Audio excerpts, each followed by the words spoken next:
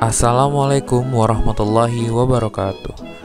Perkenalkan, kami dari Unit 203 KKN 61 Universitas Islam Indonesia. Ahmad Wira Sanjaya, 173200071, Program Studi Psikologi. Fitri Wilujeng, 1731143, Ilmu Ekonomi.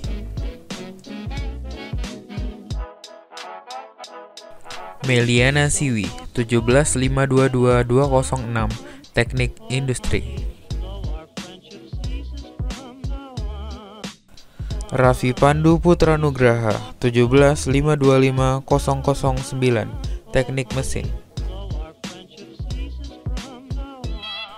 Salsawa Anissa Riandewi, 174230099, Ekonomi Islam. Salsabila Rizkita, 173230059, Hubungan Internasional. Farhan Asis Abi, 17410-340, Ilmu Hukum. Berikut video yang akan kami tayangkan. Selamat menyaksikan. Assalamualaikum warahmatullahi wabarakatuh. Perkenalkan, kami dari kelompok bidang pemberdayaan Unit 203 KKN 61 Universitas Islam Indonesia. Perkenalkan, nama saya Ahmad Wira Sanjaya dari bidang program studi psikologi. Saya Meliana Siwi dari jurusan Teknik Industri. Saya Fitri Wilujeng dari jurusan Ilmu Ekonomi. Jadi pada bidang pemberdayaan kali ini kami akan mengangkat topik mengenai pengolahan limbah buah menjadi pupuk cair. Berikut video yang akan kami tayangkan.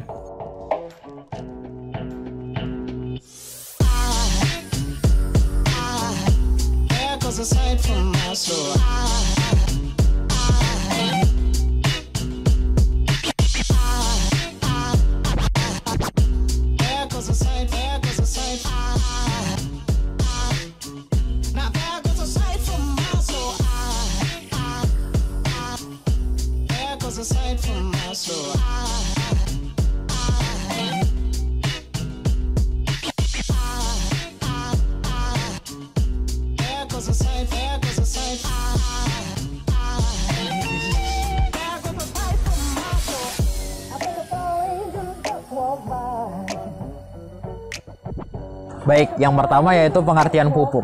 Pupuk adalah material yang ditambahkan pada media tanam atau tanaman yang digunakan untuk mencukupi kebutuhan zat hara pada tanaman tersebut, sehingga tanaman tersebut dapat mencukupi kebutuhan agar berproduksi dengan baik.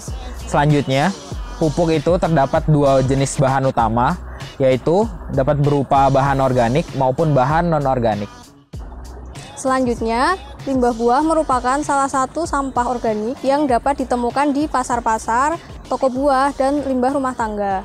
Limbah tersebut biasanya langsung dibuang tanpa ada pengolahan. Oleh karena itu, kami mengangkat topik bagaimana cara mengolah limbah buah menjadi pupuk cair organik. Baik, untuk selanjutnya, pupuk cair organik dari limbah buah ini dapat digunakan untuk menyuburkan berbagai macam tanaman seperti buah-buahan, sayuran, dan lain-lain. Tujuan dari program ini yaitu untuk meminimalisir limbah buah yang ada dan memanfaatkannya menjadi pupuk cair bagi para petani. Bahan-bahan yang diperlukan untuk mengolah limbah buah menjadi pupuk cair organik antara lain, yang pertama adalah limbah buah-buahan sebanyak 1 ember. Bahan yang kedua adalah IM4 sebanyak 1 gelas. IM4 adalah bakteri untuk proses fermentasi. IM4 dapat dibeli di toko pertanian, namun jika tidak terdapat bahan IM4, dapat diganti dengan ragi tape sebanyak 10 butir. Bahan yang ketiga adalah tetes tebu sebanyak setengah liter. Tetes tebu dapat diganti dengan gula pasir sebanyak setengah kilogram. Fungsi dari tetes tebu atau gula adalah sebagai pasangan dari IM4 agar bakteri pengurai organik dapat bekerja optimal. Bahan keempat adalah minuman Yakult sebanyak 5 buah. Bahan selanjutnya adalah 1 ember air cucian beras yang dicampur dengan air kelapa, dan bahan terakhir adalah air bersih. Langkah-langkah dalam pembuatan produk pupuk cair antara lain: yang pertama, buah dipotong-potong menjadi ukuran lebih kecil agar mempercepat proses fermentasi. Kemudian, campurkan semua bahan seperti IM4 atau ragi tape, tetes tebu atau gula pasir, Yakult, serta air cucian beras dan air kelapa ke dalam wadah besar yang dapat ditutup, lalu diaduk hingga merata.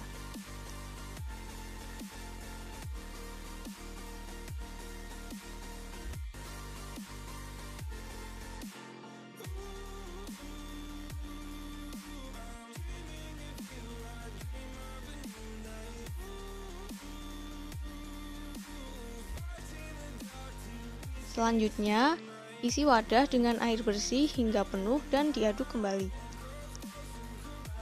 Tutup wadah, kemudian diamkan selama 3 minggu atau lebih untuk hasil terbaik. Jangan lupa untuk selalu mengaduk semua bahan setiap hari. Jika sudah didiamkan selama 3 minggu atau lebih, pupuk cair sudah siap digunakan. Caranya adalah saring pupuk agar terpisah dengan ampasnya, kemudian dimasukkan ke dalam jerigen.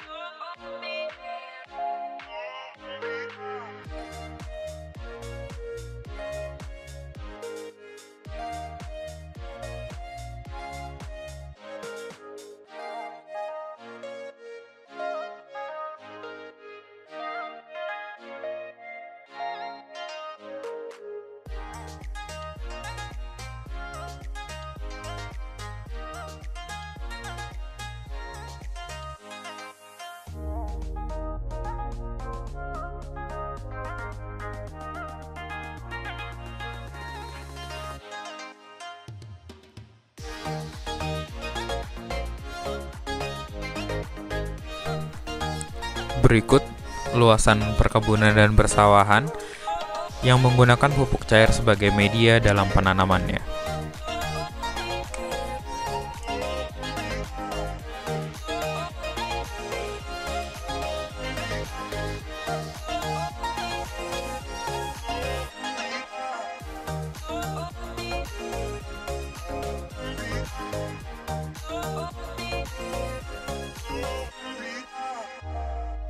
Dengan pertanian yang sangat luas ini, tentunya para petani sangat diuntungkan, dikarenakan dengan penggunaan pupuk cair yang berbahan organik ini tidak memiliki efek samping.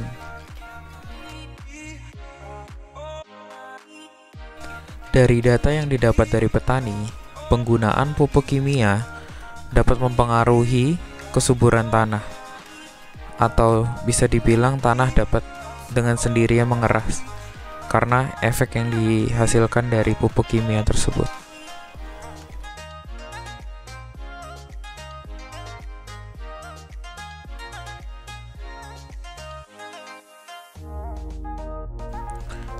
Salah satu komoditas utama petani di kaki Gunung Merapi, yaitu tanaman cabai. Dilihat dari sini bahwa sebagian besar dari tanah ditanami oleh tanaman cabai.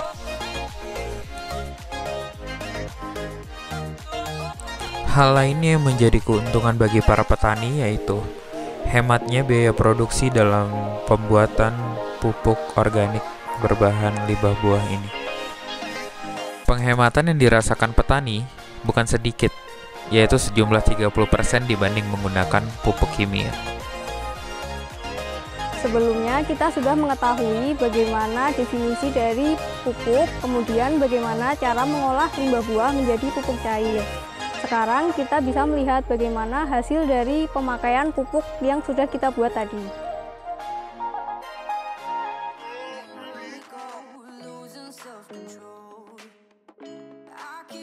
Baik teman-teman, setelah kita lihat tadi hasil dari penggunaan pupuk ini pada media tanamnya, kita lihat bahwa pemakaian pupuk ini tidak menghasilkan efek negatif atau efek samping seperti penggunaan pupuk lain, seperti pupuk-pupuk kimia maupun pupuk-pupuk lainnya. Karena penggunaan limbah buah itu merupakan termasuk pupuk organik, sehingga tidak berdampak pada tanah atau kesuburan tanah di kemudian hari maupun di masa-masa yang akan mendatang.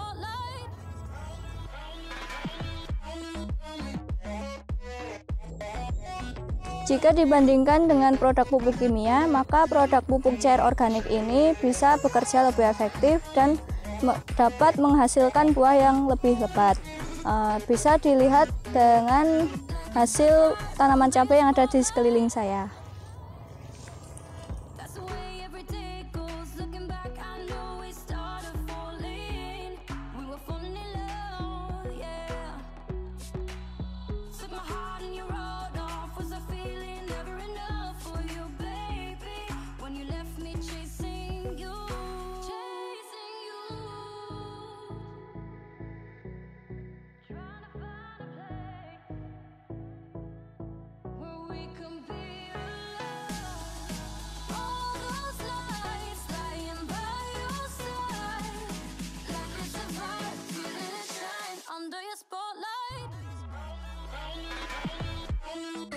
Ini 3 bulan, terutama untuk yang selatan itu kan sudah umur 3 bulan. Jadi ya seumur cabai itu 3 bulan umurnya. Hasilnya cukup lumayan karena bisa dilihat dalam video. Kalau hasilnya itu cukup memuaskan.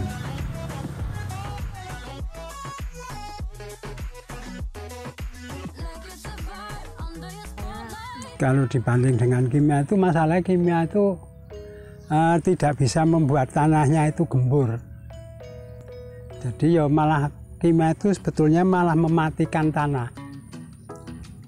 Kimia itu cuman untuk apa ya, istilahnya penyemangat. Ya, kalau yang menyuburkan tanah di samping pupuk kandang, ya tadi pupuk POC, pupuk organik cair tadi.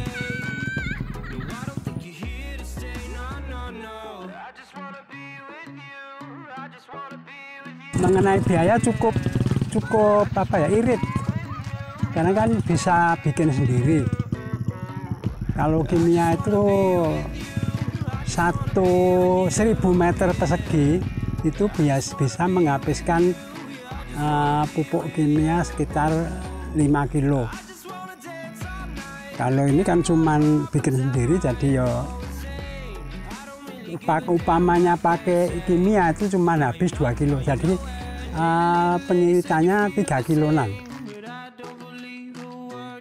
Soal harga lebih murah ini, lebih murah yang organik tadi. Kalau yang organik kan 1 drim 150 liter itu bisa untuk 10.000 tanaman. 10.000 batang tanaman cabai.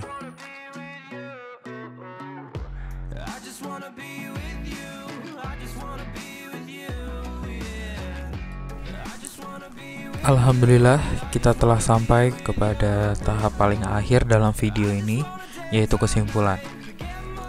Kesimpulan yang dapat kita ambil dari video ini yaitu tentang bagaimana kita dapat mengelola alam yang tadinya menjadi limbah dapat menjadi hal yang berguna bagi kita semua sebagai makhluk hidup.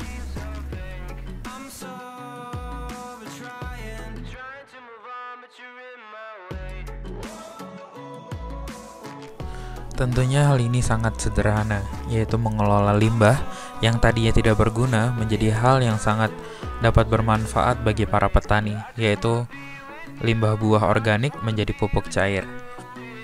Hal ini dapat mengubah pemikiran kita tentang bagaimana sebenarnya sampah atau dalam hal ini limbah organik, buah-buahan yang tadinya tidak terpakai atau tidak dapat digunakan kembali, ternyata dapat diolah dan diproses menjadi pupuk yang dapat berguna bagi para petani.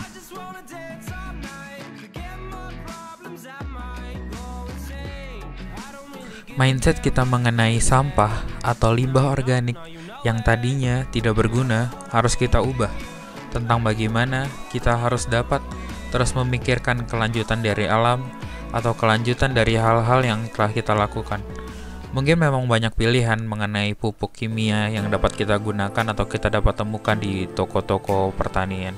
Tetapi, apabila kita teliti, cermat, tentunya hal di sekeliling kita pun dapat kita olah menjadi substitusi atas barang yang kita inginkan.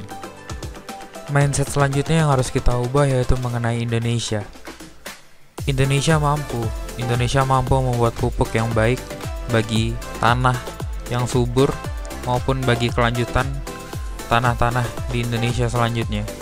Tentunya banyak komoditas-komoditas yang dapat kita kelola dengan baik, dengan perencanaan yang matang dan sistematis.